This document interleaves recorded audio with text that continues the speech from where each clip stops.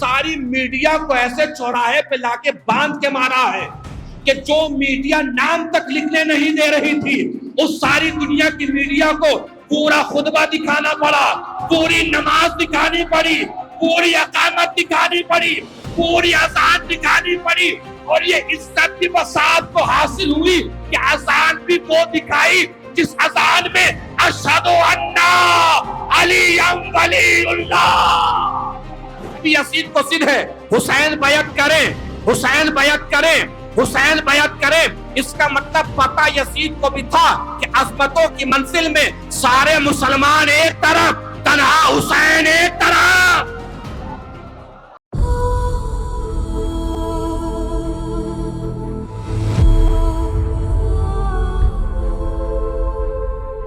علی آلہ الطیبین الطاہرین المعصومین المظلومین المنتخبین المنتجبین الغر المیامین، ولعنۃ اللہ علی اعدائہم اجمعین من الآن الی قیام یوم الدین۔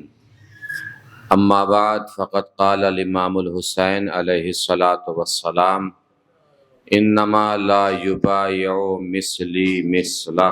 صلوات پڑھیں بر محمد و آل محمد۔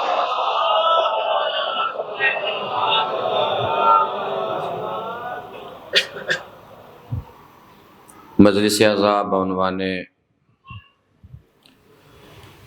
شہادت امیر حضرت مختار منعقد کی گئی ہے،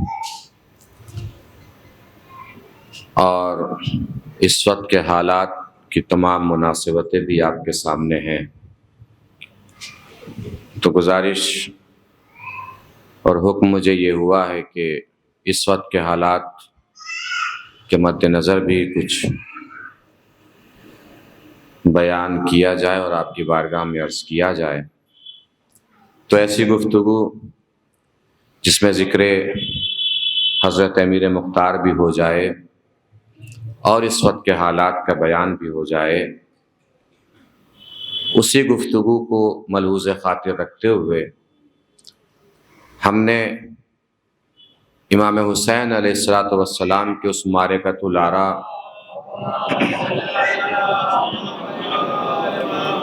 قول کو اور بیان کو آپ کے سامنے پیش کرنے کی سعادت حاصل کی کہ جو قول ابدی قول ہے، ہر شریف انسان کا یہی جذبہ ہے، ہر جری انسان کی یہی آواز ہے، ہر بہادر کی یہی زبان ہے کہ جو مولا حسین نے 1400 سال پہلے بلند فرمائی کہ مجھ جیسا کبھی اس جیسے کی بیعت نہیں کر سکتا۔ اس وقت کے سارے حالات آپ کے سامنے ہیں، نہ کوئی سرحد پہ قبضے کا جھگڑا ہے، نہ کوئی ملک پہ قبضے کی لڑائی ہے، نہ کسی کے ملک میں گھس کے کسی کو مارا جا رہا ہے، نہ کسی کی زمین ہتھیائی جا رہی ہے، کچھ نہیں کیا جا رہا ہے، صرف مسئلہ بیعت کا ہے، اس کے سوا کوئی مسئلہ نہیں ہے۔ مسئلہ سر کا نہیں ہے، مسئلہ بیعت کا ہے۔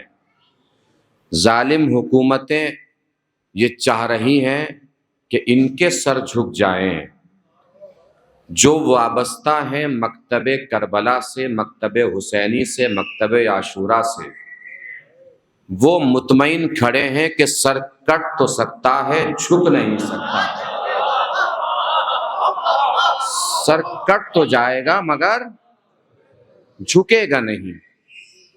اس وقت بھی مسئلہ بیعت ہی کا ہے یا اس کے علاوہ کچھ اور مسئلہ ہے؟ مسئلہ بیعت ہی کا ہے نا۔ یہ شہادت اور یہ حادثہ جو رونما ہوا، یہ واقعہ جو آپ کے سامنے ہے، اس میں بھی مسئلہ کیا ہے؟ بیعت کا ہے، اور کوئی اس کے علاوہ مسئلہ ہی نہیں ہے، اور کوئی اس کے سوا بات ہی نہیں ہے۔ یہ سارے بیڑے، ساری کشتیاں، سارے بم، سارے گولے، ساری گولیاں، ساری میزائل، یہ ساری طاقتیں کس لیے اکٹھا کی گئیں؟ تاکہ اس مرد مجاہد کا سر جھکا دیا جائے۔ سارے بم فیل ہیں، ساری گولیاں فیل ہیں، ساری بندوقیں فیل ہیں، چونکہ وہ سر جھکا ہی نہ سکی۔ کربلا سے پہلے ایسا ہوتا ہوگا کہ مرنے والا ہار جاتا ہوگا، مارنے والا جیت جاتا ہوگا۔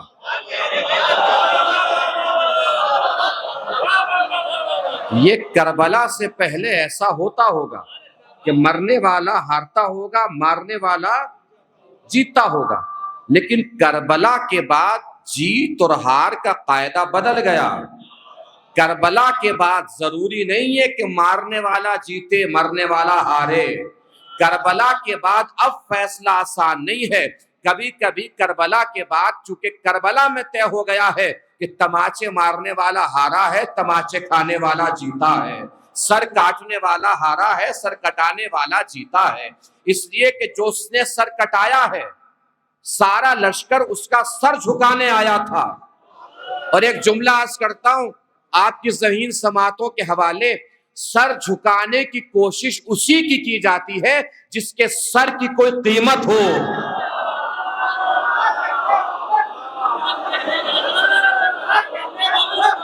بے قیمت سروں کے جھکانے کی بھی کوشش نہیں کی جاتی۔ بیعت اسی سے مانگی جاتی جس کے ہاتھ کی کوئی قیمت ہو۔ جس کے ہاتھ کی کوئی قیمت ہی نہ ہو، اسے بیعت کیا مانگی جائے گی؟ تو 1400 سال سے لے کے اب تک جو بھی مسئلہ ہے، سارا مسئلہ بیعت کا ہے، اس کے علاوہ کوئی اور مسئلہ نہیں ہے۔ اب میں اپنے بچوں کی بارگاہ میں عرض کر دوں، بزرگ بہتر جانتے ہیں، تاکہ مسئلہ 1400 سال سے لے کے اب تک کے واقعات کا مسئلہ آپ کے سامنے کلیئر ہو جائے۔ ذہن میں رکھیے گا کہ مسئلہ بیعت کا ہے، اس کے سوا کوئی اور مسئلہ نہیں ہے، اس کے علاوہ کوئی اور مسئلہ نہیں ہے۔ بیعت کیا ہوتی ہے؟ بیعت کسے کہتے ہیں؟ بیعت کہتے ہیں بیچنے کو۔ بہت توجہ سے سنیے گا، آج کے سارے مسائل آپ کے سامنے ہیں، وہ مسائل بھی انشاءاللہ کلیئر ہو جائیں گے، صاف ہو جائیں گے اور واضح ہو جائیں گے۔ مکتب کربلا کا تسلسل بھی ہم تک پہنچ جائے گا، فکر عاشورہ کا تسلسل بھی ہم تک پہنچ جائے گا۔ بیعت کسے کہتے ہیں؟ بیچنے کو۔ یزید نے حسین سے بیعت مانگی، اس کا مطلب کیا ہے؟ یعنی یزید یہ چاہتا تھا کہ حسین میرے ہاتھوں خود کو بیچ دے۔ یہ چاہتا تھا۔ کیوں چاہتا تھا کہ حسین میرے ہاتھوں خود کو بیچ دے؟ حسین کے پاس تھا کیا جسے یزید خریدنا چاہتا تھا؟ پہلے سمجھیے کہ خود یزید کی کیا اوقات تھی۔ کیا تھا یزید؟ یزید ابو سفیان کا ناہنجار پوتا، معاویہ کا بدکار بیٹا، پلید، ذلیل، بدماش، اوباش، قماش، بدکار، بدکردار، ذلیل، پلید، یعنی کہ یزید۔ اس کے سوا اس کی کوئی اور اوقات حیثیت نہیں ہے۔ اور ادھر آدم کا وارث، نوح کا وارث، ابراہیم و اسماعیل کا وارث، اسحاق و یعقوب کا وارث، ادھر طہارتوں کی وراثت تھی، ادھر نجاستوں کی وراثت تھی۔ یزید چاہتا تھا کہ حسین میرے ہاتھوں پر بیعت کر لے۔ بیعت کرنے سے ہوتا کیا؟ بیعت کرنے سے ہوتا کیا؟ یزید کے ہر عمل پہ حسین کے دستخط ہو جاتے ہیں۔ یزید کے ہر عمل پہ حسین کے سگنیچر ہو جاتے، یعنی اب یزید کا ہر عمل اسلام بن جاتا۔ شراب اسلام بن جاتا، زنا اسلام بن جاتا، فتنہ و فساد اسلام بن جاتا، بندروں کو ممبروں پہ نچانا اسلام بن جاتا، اصحاب رسول کی توہین کرنا اسلام بن جاتا، قرآن کی آیتوں کا مذاق بنانا اسلام بن جاتا۔ حسین نے بیعت سے انکار کر دیا یہ کہہ کر کہ میں ایسا ہونے نہیں دوں گا کہ نام تو میرے نانا کا ہو، کام تیرے دادا کا ہو۔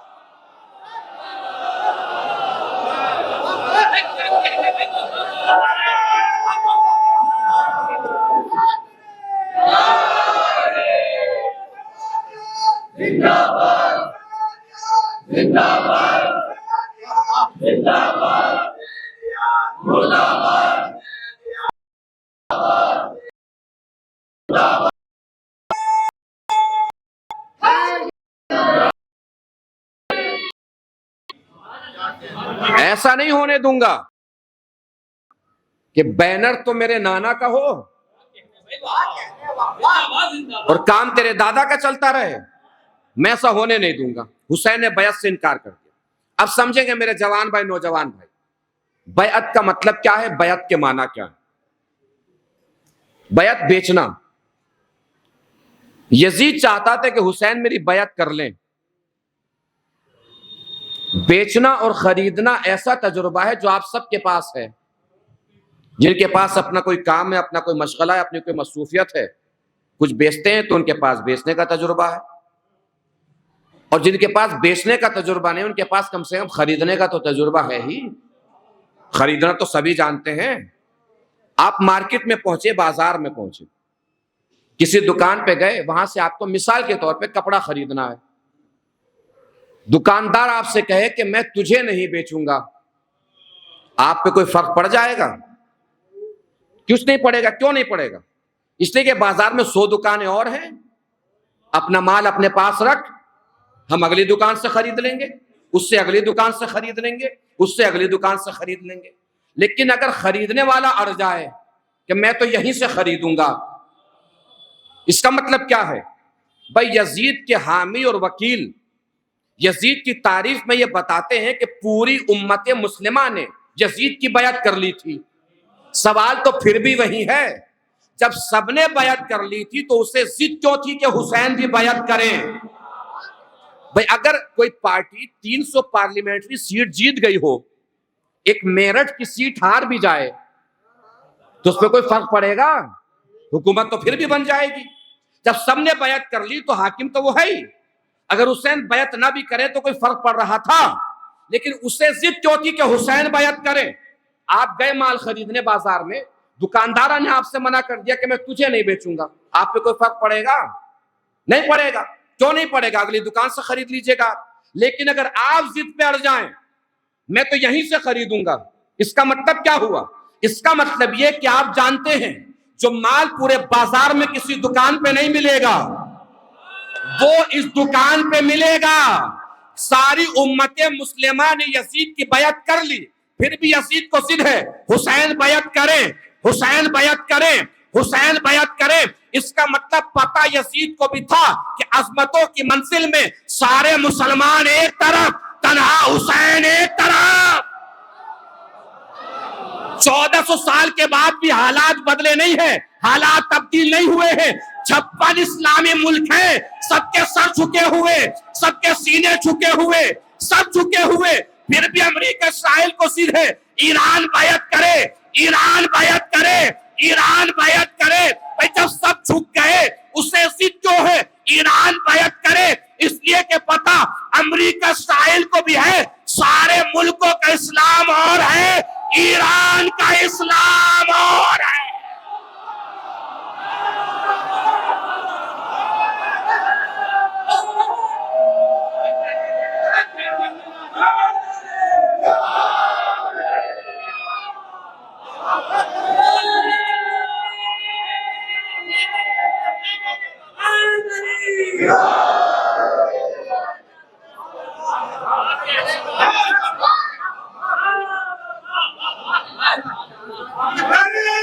سب کا اسلام.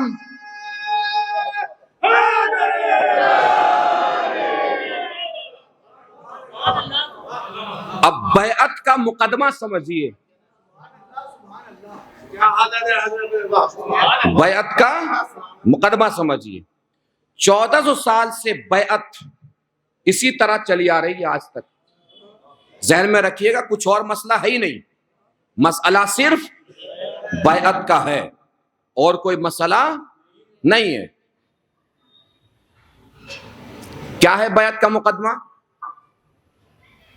60 ہجری میں جو حسین سے بیعت مانگی گئی اس کا مقدمہ تیار ہوا 56 ہجری میں.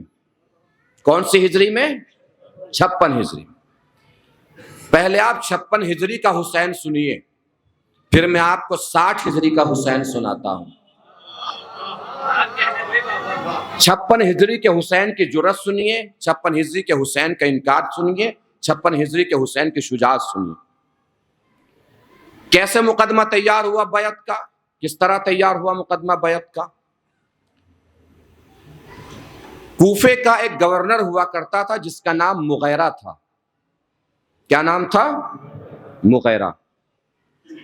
انتہائی چاپلوس قسم کا انسان.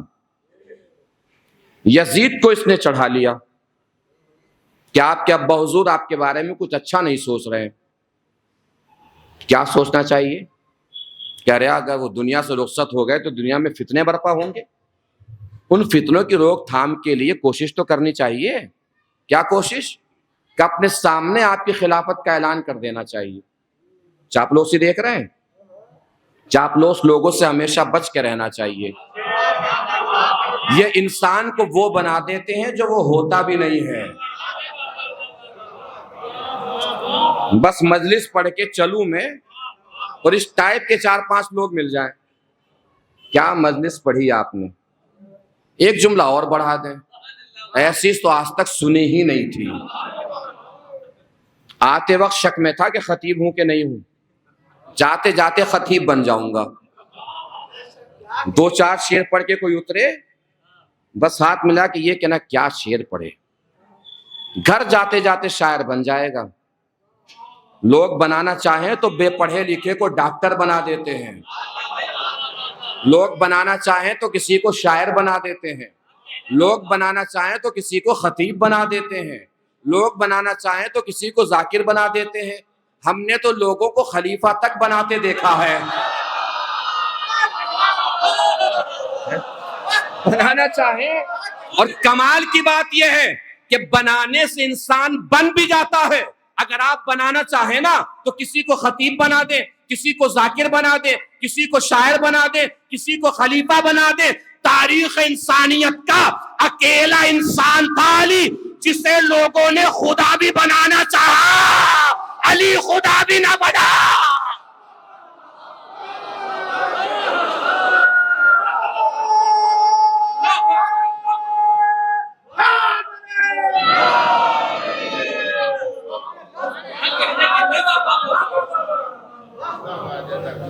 یزید کو اس نے داؤ میں لے لیا. یزید پہنچ گئے اپنے ابا حضور کے پاس کہ ابا آپ ہمارے بارے میں کچھ اچھا نہیں سوچ رہے. کیا سوچنا چاہیے بھائی؟ کہ ہماری خلافت کا اعلان اپنی زندگی میں کر دیجئے ورنہ بڑے فتنے برپا ہوں گے آپ کے بعد. اب باپ سے زیادہ بیٹے کو کون پہچان سکتا ہے؟ اس نے کے بعد تیرے ذہن میں ڈالی کس نے؟ کہا مغیرہ نے. مغیرہ کو بلوا لیا. اس سے کہتا ہے یزید کا باپ کہ ہاں نام لینے کی ضرورت نہیں ہے، اس کی اصل پہچان یہی ہے کہ وہ یزید کا بھی باپ تھا. اصل تعارف اس کا. ظاہر سی بات ہے یزید جیسی خباثت اور نجاست کو مسلمانوں کے گلے میں ڈال کے چلا گیا ہو، وہ کوئی یزید کا بھی باپ رہا ہوگا. مغیرہ کو بلوا لیا. پوچھا بھائی تمہیں پتا ہے تم یہ کیا فتنہ بو رہے ہو؟ مغیرہ کہتا ہے فتنہ کہاں بول رہے ہیں، ہم تو سچ بول رہے ہیں. یہ بھی سماج کے زوال کی نشانی ہے جب فتنہ بولنے والے کو یہی نہ پتا ہو کہ وہ فتنہ بول رہا ہے. فتنہ بولنے والا جب یہ سوچے کہ میں تو ٹھیک بول رہا ہوں. سچ بولنا جو ہوتا ہے نا اس کی بھی جگہ ہوتی ہے، اس کا مقام ہوتا ہے. اگر آپ کو بولنے سے پہلے یہ نہ پتا ہو کہ کہاں بولنا چاہیے، کب بولنا چاہیے، کس سے بولنا چاہیے، کس جگہ بولنا چاہیے، تو آپ بے شعور ہیں. شعور کا مطلب یہ ہے کہ آپ کو پتا ہو کہ ہمیں کہاں کیا بات کب کرنی ہے، کس سے کرنی ہے. یہ باشعور ہونے کی علامت ہے، یہ باشعور ہونے کی پہچان ہے. محسوس فرما رہے ہیں؟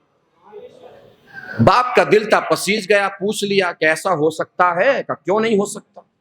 کہ کیسے ہوگا؟ بھئی آپ کے پاس سب کچھ ہے. جو دولت کے ذریعے دبے اسے دولت سے دبائیے، جو طاقت سے دبے اسے طاقت سے دبائیے. کچھ بھی نہ ہو تو تلوار تو ہے، جو تلوار سے دبے اسے تلوار سے دبائیے. اس نے شہر شہر گھومنا شروع کر دیا یزید کے بیعت کا مقدمہ تیار کرنے کے لیے. سنیے گا عزیزو، 56 ہجری کا حسین سنیے، پھر 60 ہجری کا حسین سناتا ہوں. اور پھر 1400 سال کے بعد ایک حسینی سناتا ہوں. یہ اسی سفر میں اسی مقصد کے سلسلے سے مدینہ پہنچ گیا. یزید کا باپ کہاں پہنچ گیا؟ مدینہ. بہت بڑا مجمع اس نے بلایا اور بہت بڑا جلسہ کیا یزید کی بیعت کے لیے. اس جلسے میں یہ کھڑا ہوتا ہے اور اسی جلسے میں اس نے امام حسین کو بھی بلا لیا. سنیے گا 56 ہجری کا حسین. اسی مجمع میں اس نے امام حسین کو بلا لیا. کھڑا ہوتا ہے، خطبہ افتتاحیہ. اس کے بعد کہتا ہے کہ ہر انسان کو کسی نہ کسی دن مر ہی جانا ہے، مجھے بھی دنیا سے رخصت ہو جانا ہے. میں چاہتا ہوں کہ میرے بعد کسی طریقے کا فتنہ برپا نہ ہو. فتنے کے دبانے کے لیے آپ یزید کی بیعت کر لیجئے. محسوس فرما رہے ہیں؟ فتنوں کو فتنے کے ذریعے دبا رہا ہے. یزید کی بیعت کر لیجئے. یزید کو تو آپ سب جانتے ہی ہیں، بڑا نمازی ہے، پرہیزگار ہے، عابد شب زندہ دار ہے، روزے دار ہے، اللہ کی توحید کا اقرار کرتا ہے، رسول کی رسالت کا اقرار کرنے والا ہے، حاجی ہے، نمازی ہے. یہ کہتے ہوئے پلٹا وہ مولا حسین کی طرف، پلٹ کے کہتا کہ اس مسئلے میں آپ کی بھی تائید چاہتا ہوں. یہ تھی 56 ہجری میں حسین سے مانگی گئی بیعت. اب سنیے حسین کا جواب، توجہ فرمائیے گا. یہ کہہ کے وہ بیٹھا یزید کی تعریف کر کے، حاجی ہے، نمازی، روزے دار ہے، شب زندہ دار ہے، عابد شب زندہ دار ہے، اللہ کی توحید کا اقرار کرتا ہے، کلمہ پڑھنے والا ہے، رسول کی رسالت کا اقرار کرتا ہے، شریعت کا پابند ہے. یہ کہہ کے بیٹھا. امام حسین سے کیا کہا اس نے کہ میں اس مسئلے میں آپ کی بھی تائید چاہتا ہوں. یہ کہہ کے بیٹھا، ادھر حسین کھڑے ہوئے. توجہ عزیزو، پہلا جملہ نہیں، حملہ سمجھ کے سنیے گا. لگنا چاہیے جیسے مدینے میں کھڑے ہو کے حسین کے سامنے حسین کی شجاعت کو داد دے رہے ہو. آپ جانے مولا حسین سے آپ کی محبت جانے. جیسے بیٹا مولا حسین کھڑے ہو کے پہلا جملہ، معاویہ تو اپنے بیٹے کے بارے میں ہمیں ایسے بتا رہا ہے جیسے ہم اس کے بارے میں کچھ جانتے ہی نہ ہو. سلامت رہیے. جیسے ہم اس کے بارے میں کچھ جانتے ہی نہ ہو. حملہ پہنچ گیا. اب سنیے دوسرا حملہ، کاری حملہ، جس کی ضرب کی گونج قیامت تک گونجتی رہے گی. آخری پر تک توجہ. مولا حسین فرماتے ہیں معاویہ جب تو تعریف کر ہی رہا ہے یزید کے حاجی ہونے کی تعریف، اس کے نمازی ہونے کی تعریف، اس کے عابد شب زندہ دار ہونے کی تعریف، تو تھوڑی سی تعریف میرے کہنے سے بھی کرتے. اس کے شرابی ہونے کی تعریف، اس کے زناکار ہونے کی تعریف، اس کے بدکار ہونے کی تعریف. تھوڑی سی تعریف میرے کہنے سے بھی کر دے. اب یہ ذہن میں رکھیے گا، پوری مملکت اسلامیہ کا تنہا ترین بادشاہ ہے جس کے سامنے حسین بول رہے. اسے اندازہ تو تھا نہیں کہ کوئی ایسے بول سکتا ہے. سک پکا گیا، فوراً ڈیفینسو موڈ میں آ گیا. فوراً کہتا ہے کہ آپ میرے بیٹے کے بارے میں کیسی باتیں کر رہے ہیں؟ میرا بیٹا تو آپ کے بارے میں ایسے نہیں بولتا. سنیے مولا حسین کا جواب نہیں ہے. قیامت تک آنے والے لوگوں کے سامنے حسین نے اپنا کردار رکھا ہے کہ داغ ہو تو کہیں بتاؤ، دھبا ہو تو کہیں بتاؤ. سنیں گے آخری پر تک عزیزو. جیسے اس نے کہا نا کہ میرا بیٹا تو آپ کے بارے میں ایسے نہیں بولتا جیسے آپ میرے بیٹے کے بارے میں بول رہے ہیں. مولا حسین نے پلٹ کے فرمایا جو میں تیرے بیٹے کے بارے میں جانتا ہوں بتا رہا ہوں، اپنے بیٹے سے جا کے بول. ہمت ہو تو جو میرے بارے میں جانتا ہو بتائے.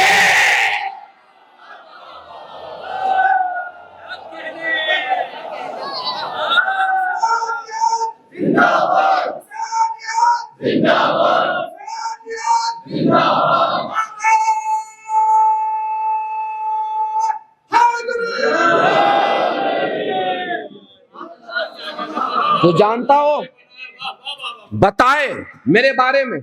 سنیے عزیزو، ذہن میں رکھیے گا مجمع کس لیے جمع ہوا ہے؟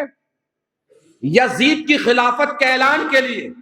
ابھی تک کی ساری آوازیں ایک طرف اور اس جملے کی فراست اور ذہانت سمجھ کے حسین کی ذہانت کو داد دینے والی آواز ایک طرف ہو جانی چاہیے. اگر کیفیت پہنچ جائے آپ تک، امام حسین کی ذہانت کی نزاکت پہنچ جائے آپ تک. مجمع جمع کیا تھا کس لیے؟ یزید کی خلافت کے اعلان کے لیے. سنیے مولا حسین کا جملہ، فرماتے مولا اور سن، یہ جو تو خلافت کی بات کر رہا ہے نا، خلافت رسول کی میراث ہے اور رسول کے وارث ہم ہیں. بات تمام ہو گئی. خلافت رسول کی میراث ہے، رسول کے وارث ہم ہیں. نہیں پہنچی توجہ؟ بھائی جو مجمع جمع کیا گیا تھا یزید کی خلافت کے اعلان کے لیے، حسین نے اسی مجمع میں اپنی خلافت کا اعلان کر دیا. اس کا مطلب جو سقیفائی کوٹھی کو غدیر کا میدان بنا دے اسے حسین کہتے ہیں.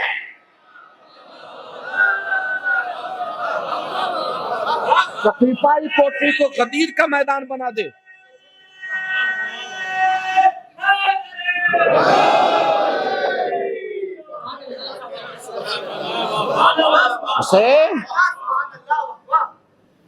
حسین کہتے ہیں، یہ تھے 56 ہجری کے حسین، آ گئی 60 ہجری. 60 ہجری میں کیسے بیعت کا مطالبہ ہوا اور کیسے مولا نے انکار فرمایا، کس طرح انکار کیا. ولید کو خط ملا جس میں انتقال کی خبر دی گئی تھی، یزید کا خط، اور اسی خط میں حکم دیا گیا تھا کہ جیسے خط ملے فوراً حسین سے بیعت لے لو. ولید کے برابر میں مروان بیٹھا تھا. ولید نے مروان سے پوچھا کہ مجھے کیا کرنا چاہیے. مشورہ بھی ہمیشہ صحیح آدمی سے لینا چاہیے. کبھی کبھی مشورہ دینے والا بھی ڈبوتا ہے، اور اگر کوئی مشورہ لینے آ گیا ہے تو صحیح مشورہ دینا چاہیے، یہ سوچ کے وہ آپ پہ بھروسہ کر کے آیا ہے، آپ پہ اعتماد کر کے آیا ہے. اس نے مشورہ دیا کہ اس سے پہلے کہ حسین کو معاویہ کے مرنے کی خبر ملے، حسین سے بیعت لے لو. بس منظر کو منظر سے ملا لیجئے گا، کچھ اور بتانے کی ضرورت نہیں ہے. کیا مشورہ دیا مروان نے؟ اس سے پہلے کہ حسین کو معاویہ کے مرنے کی خبر ملے، حسین سے بیعت لے لو. پھر جملہ سن لیجئے، کیا مروان نے مشورہ دیا؟ اس سے پہلے کہ حسین کو معاویہ کے مرنے کی خبر ملے، حسین سے بیعت لے لو. قاصد پہنچا. مولا حسین اس وقت مسجد میں تشریف فرما تھے. قاصد نے جا کے مولا سے کہا کہ چلیے آپ کو دربار میں ولید نے بلوایا ہے. مولا حسین نے فرمایا تو چل، میں پیچھے پیچھے آ رہا ہوں. قاصد وہاں سے چلا گیا. اسی مسجد میں عبداللہ ابن زبیر بیٹھا تھا. عبداللہ ابن زبیر پوچھتا ہے مولا حسین سے کہ آپ کو کیا لگتا ہے ولید نے آپ کو دربار میں کیوں بلوایا؟ بس منظر سے منظر ملا لیجئے گا. یہاں مروان نے کیا مشورہ دیا تھا؟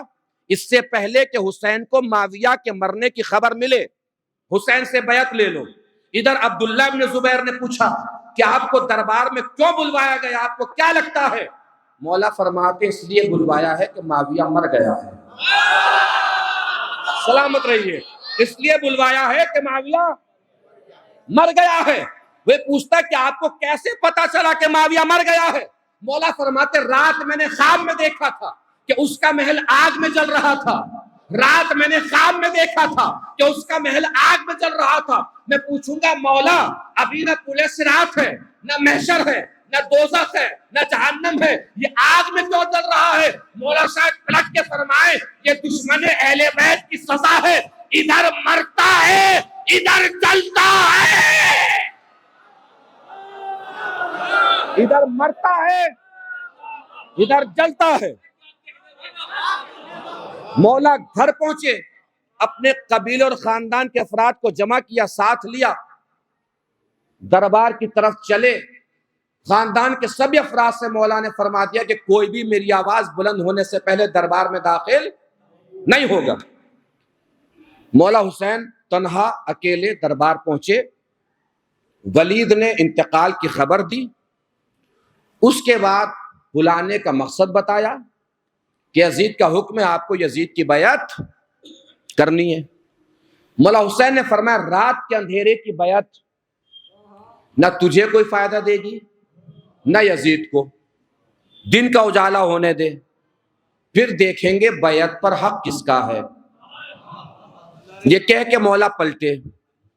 برابر میں مروان بیٹھا تھا، اس نے آواز دی کہ ولید حسین کو جانے مت دینا، اگر حسین چلے گئے تو تیرے ہاتھ نہیں آئیں گے، یا تو بیعت لے یا سر لے.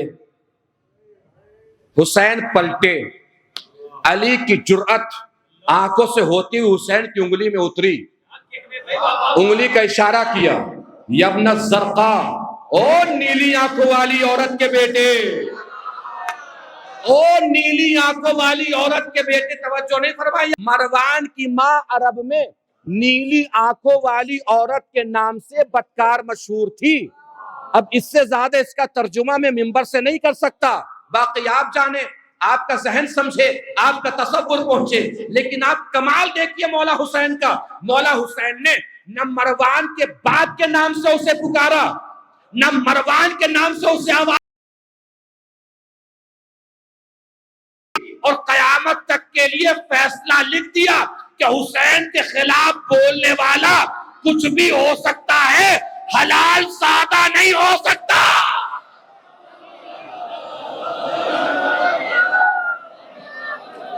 کچھ بھی ہو سکتا ہے، حلال زیادہ نہیں ہو سکتا.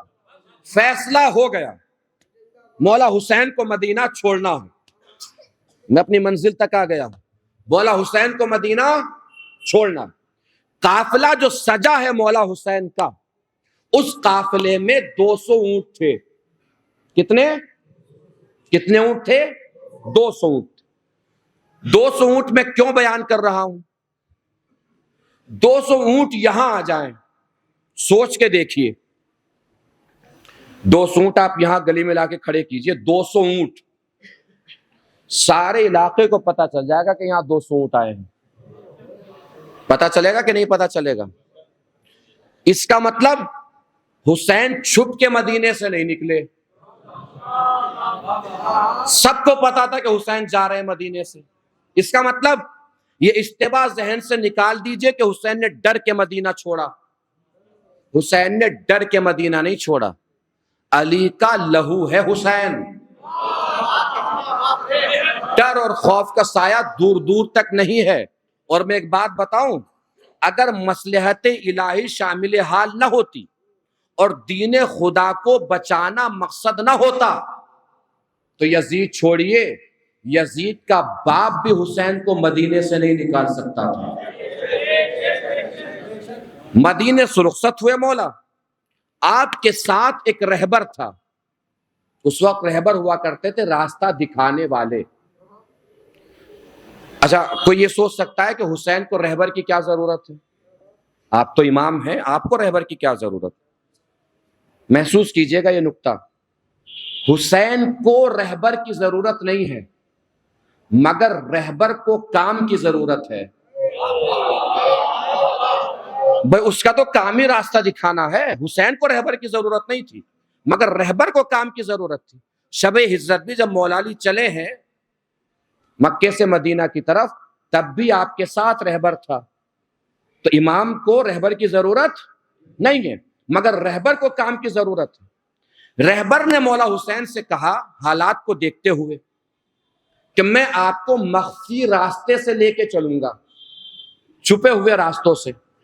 اب اس وقت کے حالات کو آج کے حالات سے ملا لیجئے گا، مسئلہ حل ہو جائے گا، بات آپ تک پہنچ جائے گی.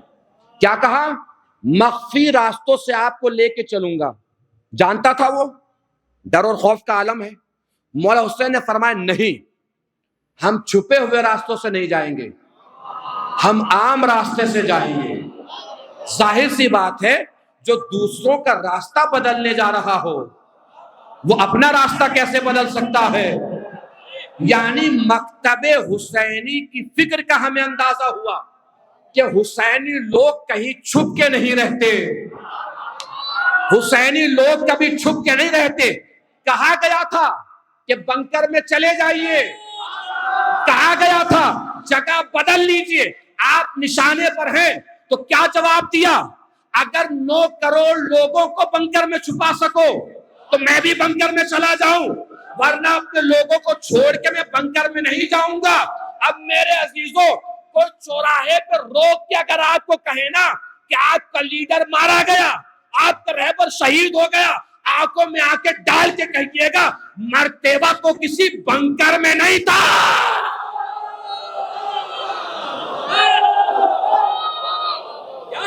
کھلے ہوئے میدان میں تھا۔ پورا تہران میدان قتال بنا ہوا تھا، وہ اپنے لوگوں کو چھوڑ کے نہیں بھاگا، وہ کسی بنکر میں چھپ کے نہیں بیٹھا تھا۔ اور رہی یہ حالات، چراغ سب کے بجھیں گے، ہوا کسی کی نہیں۔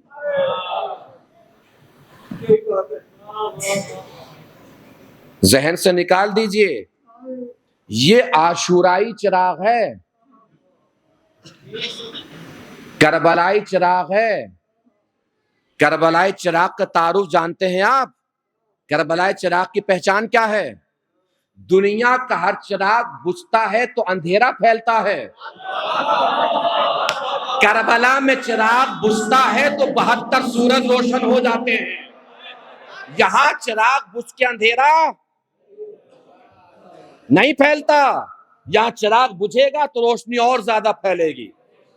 طارق ابن زیاد بہت بڑا بہادر گزرا عالم اسلام کا، عالم اسلام نے اس کی بڑی تعریفیں کی۔ طارق ابن زیاد، نام کیا تھا؟ طارق ابن زیاد۔ کارنامہ کیا ہے اس کا؟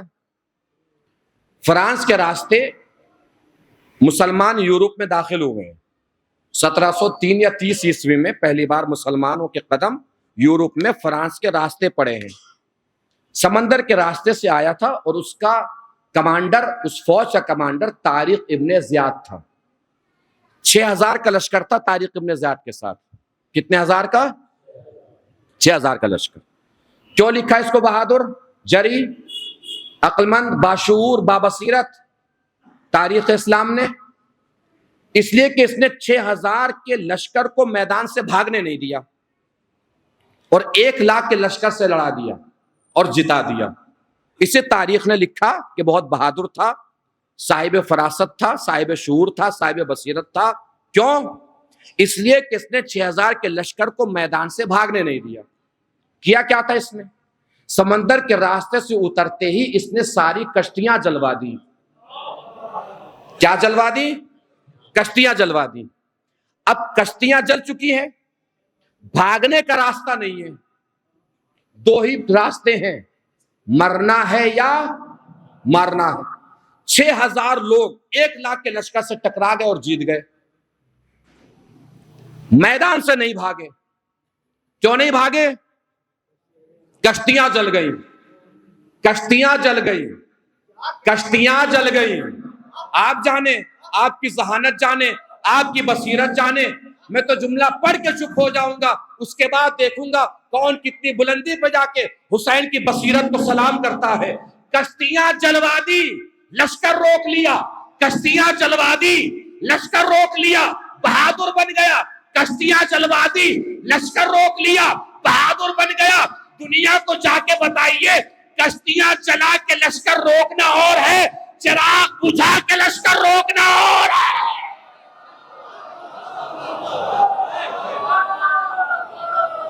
کشتیاں جلا کے لشکر روکنا اور تھا۔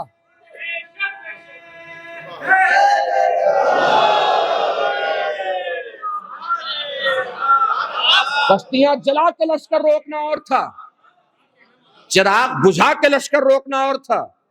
حسین نے چراغ بجھا کے لشکر روک لیا۔ تو یہاں چراغ بجھتا ہے تو روشنی اور زیادہ پھیلتی ہے۔ ایک اور بات اپنے جوانوں کے دل کی تسکین کے لیے عرض کر دوں، ہمارا جو مکتب ہے، مکتب تشیع، یہ لوگوں سے نہیں چلتا، نظام سے چلتا ہے، شخصیتوں سے نہیں چلتا، نظام سے چلتا ہے۔ 11 چلے گئے، نظام تو آج بھی باقی ہے، شخصیتوں سے نہیں، نظام سے چلتا ہے۔ دلیل دوں آپ کو؟ کربلا کی دھرتی پر ظلم نے حسین کے گلے پہ خنجر رکھ دیا، خنجر چل گیا، ظلم قہقہا لگا رہا ہے، ہنس رہا ہے، سوچ رہا ہے ہم نے سلسلہ ختم کر دیا، ہم نے سلسلہ تمام کر دیا۔ ابھی ظلم ہنس ہی رہا تھا کہ جلتے خیمے سے زینب سجاد کو کاندھے پہ لے کے نکل آئے اور بتا دیا کہ یہ غدیری سلسلہ ہے، خنجروں کے چلنے سے ختم نہیں ہوتا، ایک جاتا ہے دوسرا اس کی جگہ پہ آتا ہے۔ شخصیتوں کے جانے سے نظام نہیں رکتا۔ یہ 1400 سال پہلے کی دلیل تھی۔ آج کی دلیل، میزائل پہلے زیادہ لگ رہے تھے، اب زیادہ لگ رہے ہیں۔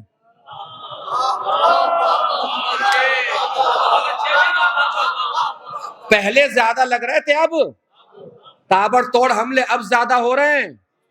اب تو صرف اسرائیل میں نہیں، جہاں جہاں بھاگ کے جا رہے ہیں وہاں وہاں میزائل جا رہا ہے۔ اگر تاریخ اخذ کر سکے آپ تو جملہ عرض کروں، اس وقت ایران کی میزائل ابابیل بنی ہوئی ہے۔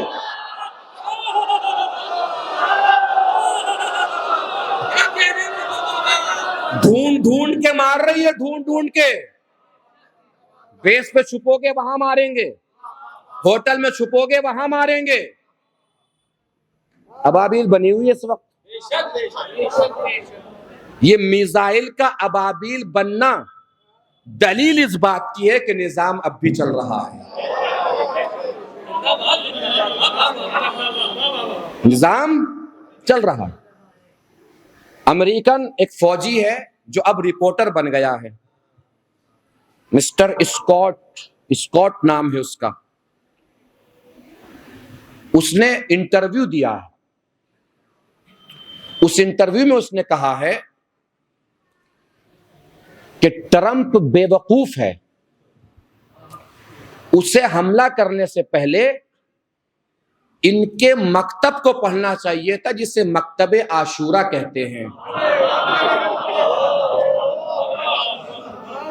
مکتب عاشورہ کی ایک پہچان یہ ہے کہ انسان کبھی کبھی جو کام زندہ رہ کے نہیں کرتا وہ مر کے کرنے لگتا ہے۔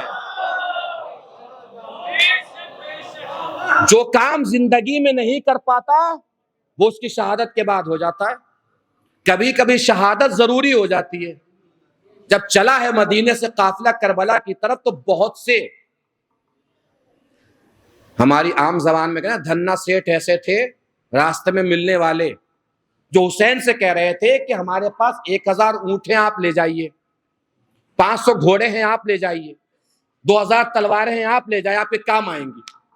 مولا حسین نے فرمایا اونٹ نہیں چاہیے، گھوڑے نہیں چاہیے، تلواریں نہیں چاہیے، جسے خون دینا ہو وہ میرے ساتھ آئے۔ اس لیے کہ دین کو اس وقت لہو کی ضرورت ہے، شہادت کی ضرورت ہے۔ اسکاٹ نے انٹرویو میں اپنے کہا ہے کہ بہت سارے کام یہ لوگ زندگی میں نہیں کرتے، شہادت کے بعد کرنے لگتے ہیں۔ اس نے 2 چیزیں بتائیں، غور سے سنیے گا۔ امریکن ہے، فوجی تھا، اب رپورٹر بن گیا۔ اس نے 2 اہم چیزیں بتائیں۔ پہلی چیز کیا، آپ ایران کو دیکھیے، شہادت ہوتے ہی ایران پہلے سے زیادہ متحد ہو گیا۔ پہلا کام شہادت نے تو یہ فائدہ کیا ایران میں کہ اکثر ایران متحد ہو گیا۔ دوسرا مزیدار جو کمنٹ اس نے کیا، بس وہ سن لیجئے۔ مارا ان کو اس لیے کہ کہیں یہ پرمانو بم نہ بنا دیں، ٹھیک؟ اس نے لکھا کہ ان کے نزدیک تو پرمانو بم بنانا حرام تھا۔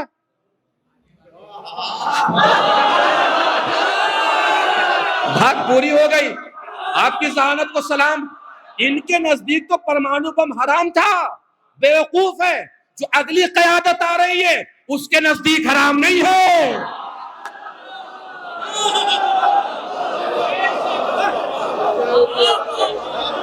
تو انہوں نے جو انکار کی مہر لگائی ہوئی تھی وہ تو ہٹ گئی۔ اب جو اگلی قیادت آ رہی ہے ضروری تھوڑی ہے کہ وہ بھی انکار کی مہر لگائے۔ اگر آپ کہہ رہے ہیں کہ 7 دن میں بنا لیتے، 7 دن میں بنا لیتے تو 4 دن تو نکل گئے ہیں جنگ میں، 3 دن اور بچے ہیں۔ اگلی جو قیادت ہے اس کے نزدیک ضروری نہیں کہ حرام ہو، آپ نے تو سمجھیے کہ ایٹم بم کے درمیان سے ہٹا دیا ان کو، تو آپ بیوقوف ہیں کہ عقل مند ہیں؟ بیوقوف ہے۔ اس نے یہی کہا کہ عاشورائی مکتب پڑھنا چاہیے تھا کہ یہ کام، بہت سارے کام زندہ رہ کے نہیں کر پاتے، یہ شہادت کے بعد بہت سارے کام کر دیتے ہیں۔ اب اس منزل پہ آ جائیے جہاں سے میں نے آغاز کیا تھا تاکہ اپنی بات سمیٹ سکوں۔ آغاز کہاں سے کیا تھا ہم نے؟ کربلا سے پہلے ایسا ہوتا ہوگا کہ مرنے والا ہارا، مارنے والا جیتا۔ کربلا سے لے کے قیامت تک کربلا نے قاعدہ بدل دیا، اب مرنے والا نہیں ہارتا، مارنے والا نہیں جیتتا، کبھی کبھی مرنے والا جیتتا ہے، مارنے والا ہارتا ہے۔ کیسے طے ہوگا ہارا کون اور جیتا کون؟ کربلا میں امام حسین اپنے خاندان والوں کے ساتھ قتل کر دیے گئے، ظاہراً تو قتل ہو گئے، مگر کیا کسی میں ہمت ہے جو کہہ سکے کہ حسین ہارے؟ ہمت ہے؟ ہمت نہیں ہے نا کہ کوئی کہہ سکے کہ حسین ہارے۔ قیامت تک حسین جیتے رہیں گے۔ کیوں جیتے رہیں گے؟ کس لیے جیتے رہیں گے؟ بس وہ پوائنٹ سمجھ لیجئے اور اس پوائنٹ کو آج کے پوائنٹ سے ملا لیجئے، محسوس کر لیجئے۔ کیوں جیتے رہیں گے کربلا تک حسین؟ اس لیے کہ لشکر، یہ تبل، یہ علم، یہ گھوڑے، یہ اونٹ، یہ فوجیں، سب کچھ کس لیے جمع ہوا؟ حسین سے بیعت لینے کے لیے۔ یہ سب جمع ہوئے تھے حسین سے بیعت لینے کے لیے۔ جب بھی کسی چوراہے پہ رو کے کوئی آپ کو پوچھتا ہے کہ بھئی حسین کا سر تو قلم ہو گیا، سوال آپ کا کیا ہوتا ہے؟ یزید نے بیعت لے لی؟ اگر یزید نے بیعت لے لی تو یزید جیتا، اگر بیعت نہ لے سکا تو قیامت تک حسین جیتے رہیں گے۔ اور یہی دربار شام میں سجاد نے کہا تھا، صبح سے تیرے دربار میں کھڑا ہوا ہوں، سنے جا رہا ہوں جیتا کون، ہارا کون، جیتا کون، ہارا کون، جیتا کون، ہارا کون۔ اور یاد رکھیے گا ہمیشہ کبھی کبھی اذانیں جیت کا اعلان ہوتی ہیں، چاہے دشمن کی زبان سے کیوں نہ جاری ہو۔ 12 دن کی جب جنگ چل رہی تھی تو جب بھی دشمن یہ پھیلا رہا تھا بنکر میں چلے گئے ہیں، بنکر میں چھپ گئے ہیں، اس درمیان بھی جمعے کا دن آ گیا تھا۔ جمعے کا دن نہیں آیا تھا، جیت کا اعلان ہو رہا تھا۔ جو لوگ سوشل میڈیا پہ اس زمانے تک سے واقف ہیں وہ اس بات کو جانتے ہیں کہ نام لکھنے پر بھی آئی ڈی کلوز ہو رہی تھی، بند ہو رہی تھی نام تک لکھنے پہ، لیکن ساری میڈیا کو ایسے چوراہے پہ لا کے باندھ کے مارا ہے کہ جو میڈیا نام تک لکھنے نہیں دے رہی تھی اس ساری دنیا کی میڈیا کو پورا خطبہ دکھانا پڑا، پوری نماز دکھانی پڑی، پوری اقامت دکھانی پڑی، پوری اذان دکھانی پڑی۔ اور یہ عزت بھی بس آپ کو حاصل ہوئی کہ اذان بھی وہ دکھائی جس اذان میں اشہد ان علی ولی اللہ۔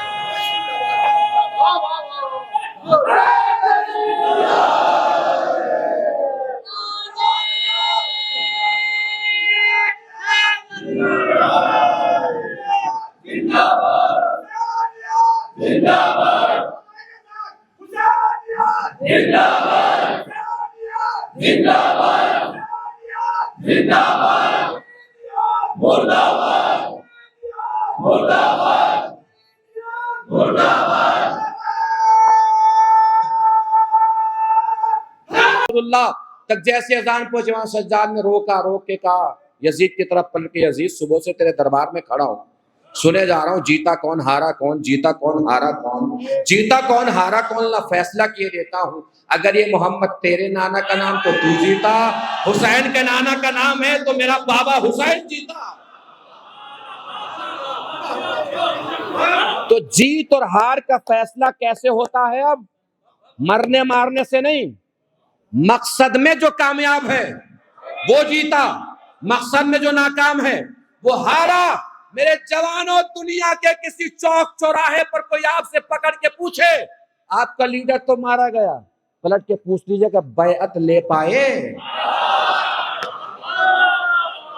بیعت لے پائے؟ سر جھکا پائے؟ سر کٹا تو ہے، جھکا نہیں ہے۔ 3 باتیں ہو گئی، اب آخری بات سن لیجیے، ذہن میں رکھیے۔ مکتب کربلا، مکتب تشیع، مکتب عاشورہ نظام سے چلتا ہے، پرسکون رہیے، نظام ختم ہونے والا نہیں ہے۔ اور یہ اللہ کا وعدہ ہے، اگر میں ایک آیت اٹھاتا ہوں تو دوسری اس سے بڑی آیت بھیج دیتا ہوں، اس سے بڑی آیت بھیج دیتا ہوں۔ رہبر حملوں کے سلسلے سے محتاط تھے، یہ تو بات سب جانتے ہیں۔ رہبر گئے، حملوں کی کارٹ دیکھیے، گھما گھما کے مار رہے ہیں۔ دبئی میں جاؤ وہاں ماریں گے، یو اے میں جاؤ وہاں ماریں گے، عراق میں جاؤ وہاں ماریں گے، گھما گھما کے مار رہے ہیں۔ اب بس ایک ہی راستہ ہے کہ جہنم میں چلے جاؤ، اور کوئی راستہ تو نہیں ہے۔ تو بہت بڑا حادثہ ہے، دل غمگین ہے، بھرے ہوئے ہیں، لفظوں میں تاب نہیں ہے کہ کچھ بیان کر سکیں، لیکن تسکین قلب کے لیے عرض کر رہا ہوں کہ ہمارا مکتب نظام سے چلتا ہے، اور اس وقت کے حالات آپ سب کے سامنے ہیں، کسی سے نہ ڈھکے ہیں نہ چھپے ہیں، نہ حملوں کی دھار کم ہوئی ہے نہ حملوں کی کاٹ کم ہوئی ہے۔ اس کا مطلب نظام تو چل رہا ہے، نظام نہیں رکا ہے، نظام چل رہا ہے۔ بس ایک آخری بات سن لیجئے، بھرپور توجہ رکھیے گا۔ میں نے کیا کہا، عرض کیا، مقصد میں جو ناکام ہے وہ ناکام ہے، مقصد کامیاب تو وہ جیتا ہے، مقصد ناکام تو وہ ہارا ہے۔ سید حسن نصر اللہ کی جب شہادت ہوئی تھی تو ایک 10-12 سال کی بچی انٹرویو دے رہی تھی، اس سے پوچھا رپورٹر نے کہ آپ کو ڈر نہیں لگ رہا ہے؟ پیچھے بم برسنے کی آواز آ رہی تھی، 10-12 سال کی بچی لبنانی، اس سے پوچھا ڈر نہیں لگ رہا ہے؟ اس نے کیسا ڈر؟ سید ہمیں اتنا بہادر بنا کے گئے ہیں کہ ڈر کا سایہ تو دور دور تک نہیں ہے۔ سمجھیے، اس کا یہ جملہ ساری قوتوں کی ہار تھی، سارے بم، میزائل، ایٹم بم مل کے بھی اگر 10 سال کی بچی کو نہیں ڈرا پا رہے ہیں تو کاہے کی طاقت، کس چیز کی قوت؟ اب وہ جملہ سن لیجئے جس کے لیے سمجھیے کہ تمہید بنائی۔ جب سید کی شہادت واقع سید حسن نصر اللہ کی تو ایک لبنانی مقرر کی ہم نے ایک تقریر سنی، اس تقریر کا ایک جملہ سن لیجئے گا۔ ابھی تک تقریباً میرے خیال سے 55 منٹ ہو گئے مجھے پڑھتے ہوئے، ابھی تک جتنی باتیں میں نے کی ہیں سب کو مقدمہ سمجھیے گا اس آخری جملے کا۔ آپ کی آوازیں، آپ کا انداز، آپ کا حوصلہ پوری طاقت کے ساتھ اس جملے سے مل جانا چاہیے، اگر ہر دل کی یہی آواز ہو جو میں اب بلند کرنے جا رہا ہوں۔ میرا جملہ نہیں ہے، لبنانی عربی مقرر کا جملہ۔ جب سید کی شہادت واقع ہوئی تو لبنانی مقرر تقریر کر رہے تھے، تقریر میں وہ کہتے ہیں، سنیے، تقریر میں وہ کہتے ہیں کہ تم کیا سمجھ رہے ہو، ہمیں مار کر ختم کر دو گے؟ ہمیں مار کر تم ختم نہیں کر سکتے۔ دلیل سنیے ان کی، یہاں سے لے کے اور آخری فرق تک سب اس دلیل کے ساتھ جڑ جائیے گا، پوری قوت کے ساتھ اور پوری طاقت کے ساتھ، کہ تم سمجھ رہے ہو کہ میں مار کے ختم کر دو گے؟ ہم مار کے ختم نہیں ہونے والے۔ چلو مان لیا کہ تم نے سید کو مار دیا، سارے حزب اللہیوں کو مار دو گے، پھر بھی ہمیں ختم نہیں کر پاؤ گے۔ سارے ایرانیوں کو مار دو گے پھر بھی ہمیں ختم نہیں کر پاؤ گے، سارے عراقیوں کو مار دو گے پھر بھی ہمیں ختم نہیں کر پاؤ گے، سارے حوثیوں کو مار دو گے پھر بھی ہمیں ختم نہیں کر پاؤ گے، اس لیے کہ سب کے مرنے کے بعد جو پردے سے آئے گا وہ بھی ہمارا ہے۔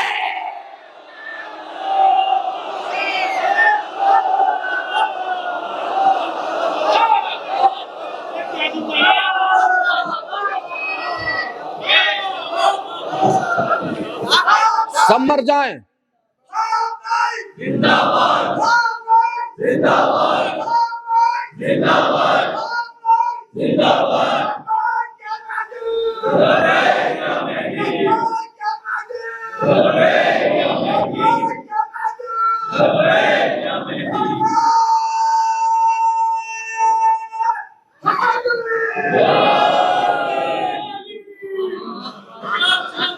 سب کے مرنے کے بعد جو حجاب غیبت سے آئے گا نا وہ بھی ہمارا ہی ہے۔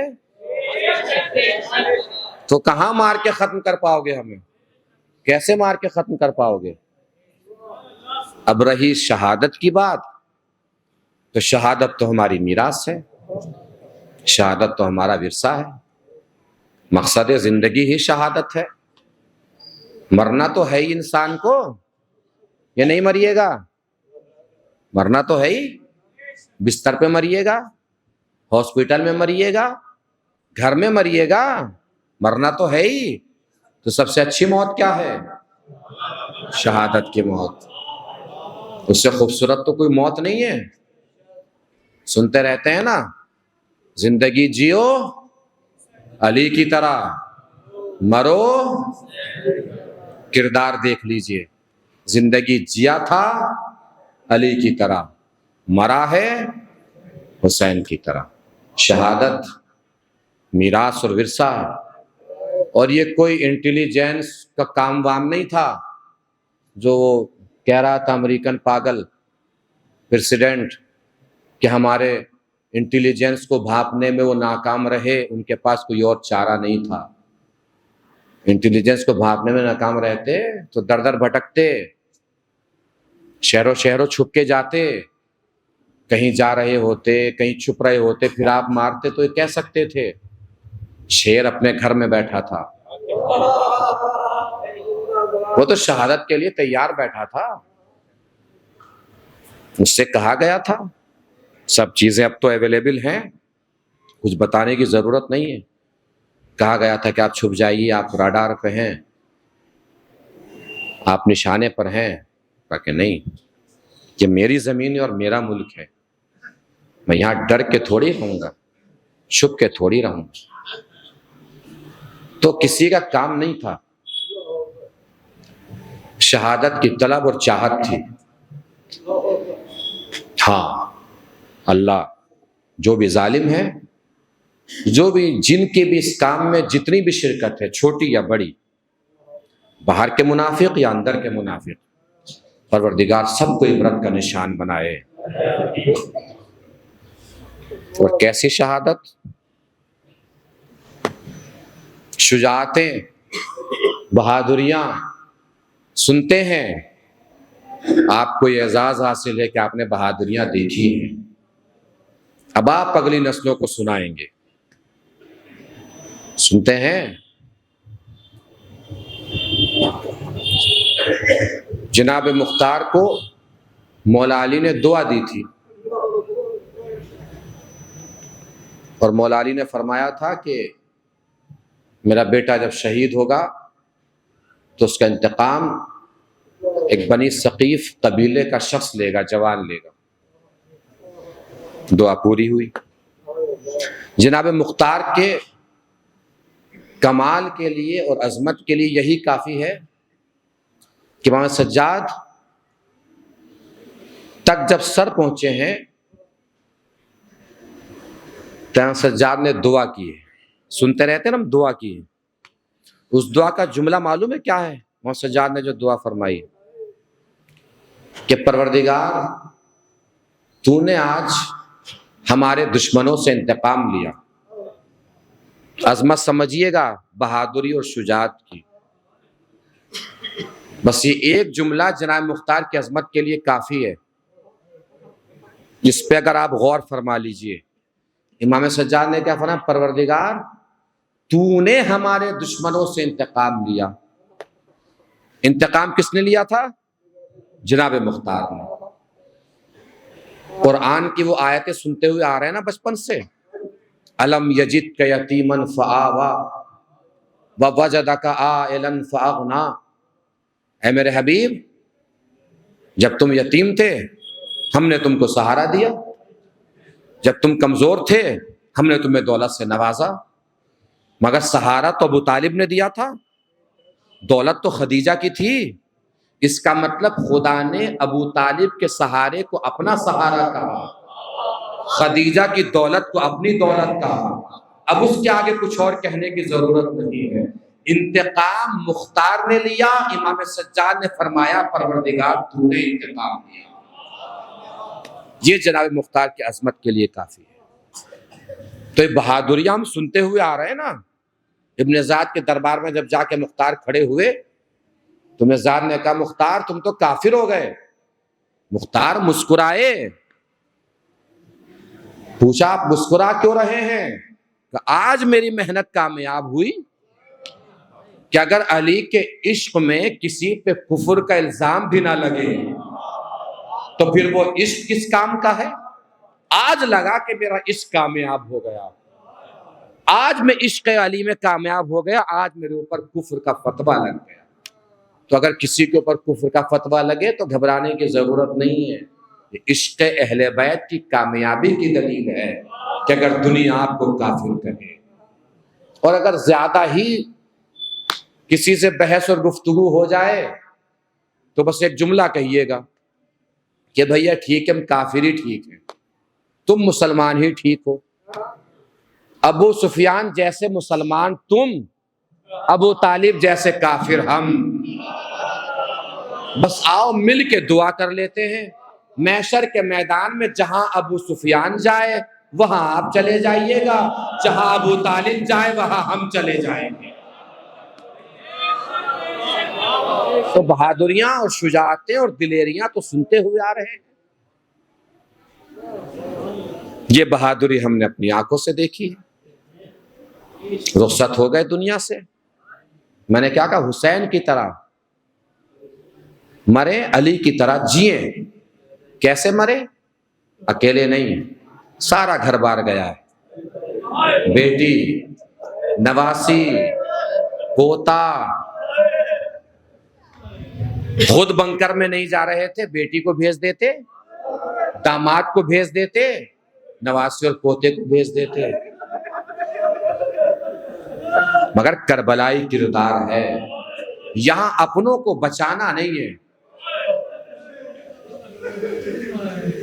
جب تک ماں اور باپ اپنے لال کو خنجر کے نیچے لٹا نہ دیں، جب تک سکون نہیں ملتا۔ یہ مکتب کربلا ہے، یہ مکتب عاشورا ہے۔ ملا سکون؟ نہیں ملا۔ مسلم نے اور سجا کربلا کے میدان میں تنہا نہیں تھے، مسلم کی ایک بیٹی بھی کربلا میں تھی، ایک چھوٹا سا بیٹا بھی کربلا میں تھا، مسلم کی زوجہ بھی کربلا میں تھی۔ معلوم ہے آپ کو، جب مسلم گرے ہیں گھوڑے سے تو مولا حسین اور جناب حبیب مظاہر دونوں گئے۔ حبیب، مسلم، امام حسین یہ سب بچپن کے دوست ہیں، سب کی عمریں ایک ہی ہیں۔ گئے ہیں، حبیب نے مسلم سے پوچھا مسلم کچھ کہنا ہے، کچھ بولنا ہے؟ حبیب نے سوچا مسلم شاید اپنی زوجہ کے لیے کچھ کہیں گے، اپنی بیٹی اور بیٹے کے لیے کچھ کہیں گے، مگر معلوم مسلم نے کیا کیا؟ حسین کا ہاتھ حبیب کے ہاتھ میں دے دیا۔ حبیب جب تک زندہ رہنا میرے حسین کا خیال رکھنا۔ یہ کربلائی فکر ہے، کربلائی مکتب ہے۔ مسلم کا لاشا پڑا ہے، حسین نے دیکھا ایک چھوٹا سا بچہ جس کی تلوار کا قد اس کے قد سے بڑا تھا، وہ خیمے سے نکلا اور مقتل کی طرف دوڑے چلے جا رہا۔ حسین نے روکا، روک کے پوچھا بیٹا تم کس کے بیٹے ہو؟ اس نے کہا مولا جس کا لاشا آپ کے پاس پڑا ہے نا، میں اسی مسلم کا بیٹا ہوں۔ مولا حسین نے فرمایا بیٹا کیا تمہاری ماں کے لیے یہ غم کم نہیں تھا کہ تمہارا باپ اب اس دنیا میں نہیں ہے، جو تم مقتل میں جا رہے ہو؟ اس بچے نے معلوم ہے کیا جواب دیا؟ مولا کیا کروں؟ اسی ماں نے یہ چھوٹا سا ماما سجا کے بھیجا ہے، اسی ماں نے یہ تلوار سجا کے بھیجی ہے۔ در خیمہ سے آواز آئی، مولا مسلم کی قربانی قبول کر لی، میری قربانی قبول نہ کیجیے گا۔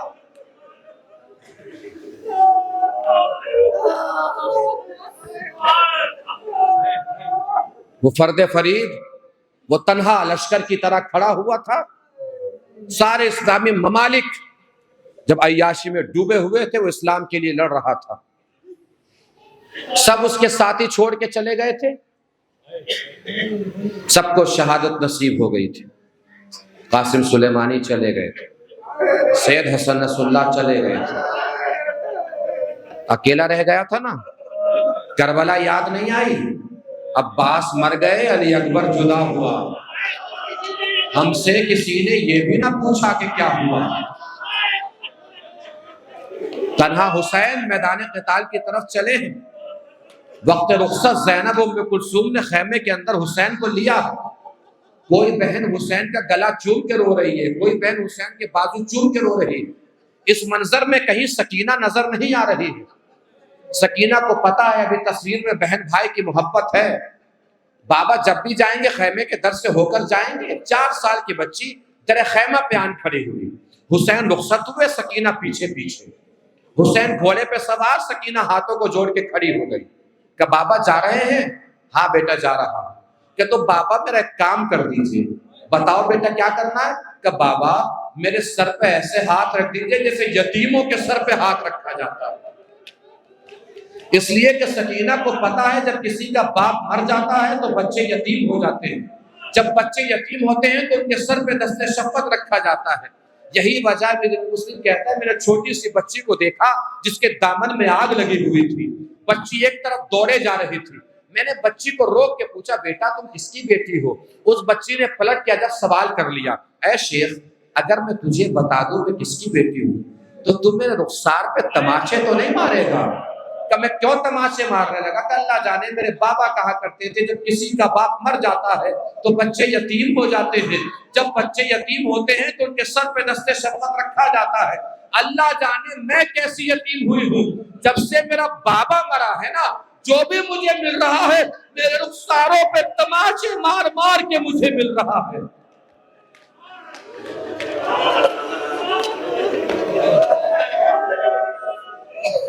رخصت ہو گئے حسین، 7 حملے کیے ہیں میدان قتال میں پہنچ کے مولا حسین نے۔ اب علی اکبر کو دیکھا، تم نے میرے جوان لال کو مار ڈالا، حملہ کیا، آگے بڑھے، عباس پہ نظر پڑی، عباس کو دیکھا، اور عباس کو کیا دیکھا ہوگا؟ پھٹا ہوا سر دیکھا ہوگا۔ تم نے میرے برابر کے بھائی کو مار ڈالا۔ 7 حملے کی، حاطب غیبی کی نگاہی، تلوار کو نیام میں رکھا، بھاگی ہوئی فوج پلٹ کے آ گئی۔ بس مجھے 2 جملے پڑھنے ہیں، مسائل تمام کرتے ہیں۔ بھاگی ہوئی فوج پلٹ کے آ گئی، جس کے ہاتھ میں جو تھا اس ذریعے سے حسین کو مار رہا تھا، تلوار کے ذریعے، تیر کے ذریعے، کمر کے ذریعے۔ جس کو کچھ نہ ملتا تھا کربلا کی گرد ریت اٹھاتا تھا، حسین کے زخموں کی طرف اچھال دیتا تھا۔ حسین تڑپ رہے تھے۔ جہاں مقتل لکھتا ہے کہ حسین ڈگمگا کے اپنی قتلگاہ تک پہنچے ہیں۔ ڈگمگانا تو آپ جانتے ہیں کسے کہتے ہیں؟ ڈگمگانے کے لیے بدن میں طاقت کا ہونا ضروری ہے۔ اگر بدن میں طاقت نہ ہونا تو انسان ڈگمگاتا نہیں ہے، یا تو دائیں گر جائے گا یا بائیں گر جائے گا۔ حسین کے بدن میں کتنی طاقت تھی تو آپ جانتے ہیں۔ جب حسین نے اکبر کا جنازہ اٹھایا ہے تو نہ جانے کتنی بار گرے ہیں، کتنی بار اٹھے ہیں۔ حسین کے بدن میں طاقت تھی کہاں تو حسین ڈگمگا رہے تھے۔ مقتل نے آگے بڑھ کے سہارا دیا تو حسین ڈگمگا نہیں رہے تھے، اصل حسین گرنا ہی چاہتے تھے، لیکن جب دائیں گرنا چاہتے، دائیں طرف کے ظالم بھائی حسین کی پسلیوں میں نہ، جب بائیں گرنا چاہتے بائیں طرف کے ظالم بھائی حسین کی پسلیوں میں داغ دیتے۔ حسین ڈھالوں پہ ٹکراتے اپنی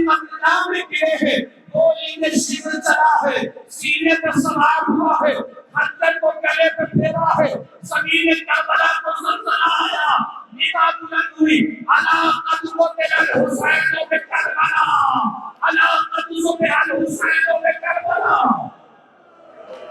دربار شام میں یزید نے سمر سے پوچھا، سمر یہ تو بتا حسین آخری وقت میں کسے یاد کر رہے تھے، کسے بلا رہے تھے؟ سمر نے بتانا شروع کیا، جب میں نے پہلی ضرب ماری نا حسین اپنے خدا کو آواز دے رہے تھے، جب میں نے دوسری ضرب ماری حسین اپنے نانا کو پکار رہے تھے، جب میں نے تیسری ضرب ماری حسین اپنے بابا علی کو یاد کر رہے تھے، اس کے بعد جب میں نے چوتھی ضرب ماری حسین اپنے بھیا حسن کو آواز دے رہے تھے، اس کے بعد جب میں نے پانچویں ضرب ماری نا تو میں نے دیکھا حسین بڑے اشتیاق سے اپنے چاہنے والوں کو آواز دے رہے تھے۔